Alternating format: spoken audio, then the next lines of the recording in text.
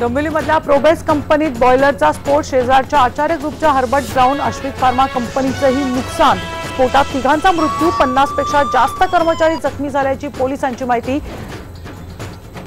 जखमींच्या उपचाराचा खर्च सरकार करणार, पालकमंत्री एकनाथ शिंदेंची माहिती। स्फोटानंतर उठले धुराचे मोठे लोट, स्फोटानंतर लागलेली आग विझवण्यात यश।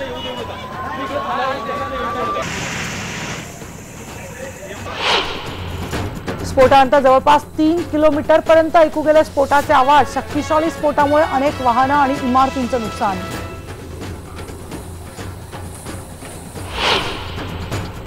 पुण्यात वारजे जलशुद्धीकरण केंद्रात वायू गळतीची दुर्घटना, क्लोरीनच्या गॅस गळतीमुळे 2 कर्मचाऱ्यांना श्वसनाचा त्रास, वायू गळती आता थांबली।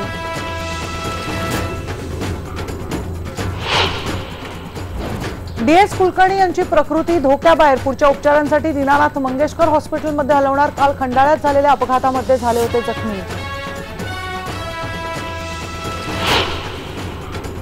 मोदी सरकारला 2 वर्ष पूर्ण झाल्याबद्दल सामनामधून शिवसेनेने काढले शाब्दिक चिमटे। 2 वर्षांमध्ये काय झालं, सरकारला केला सवाल।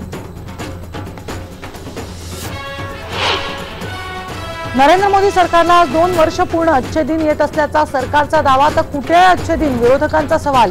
पंतप्रधान मोदी आज उत्तर प्रदेशमध्ये घेणार सभा। शिवसेनेची पोस्टरबाजी सुरूच, घाटकोपरच्या गांधी रोडवर लावलेल्या एका बॅनरवर प्रकाश मेहतांना दाखवलंय मांजर, तर दुसरीकडे एक वाघ प्रकाश मेहतांना मारतोय पंजा। विधान परिषद निवडणुकीबाबत आज दिल्लीत प्रदेशाध्यक्ष अशोक चव्हाण आणि पक्षश्रेष्ठींची बैठक। किती जागा लढवाव्यात याबाबत होणार चर्चा।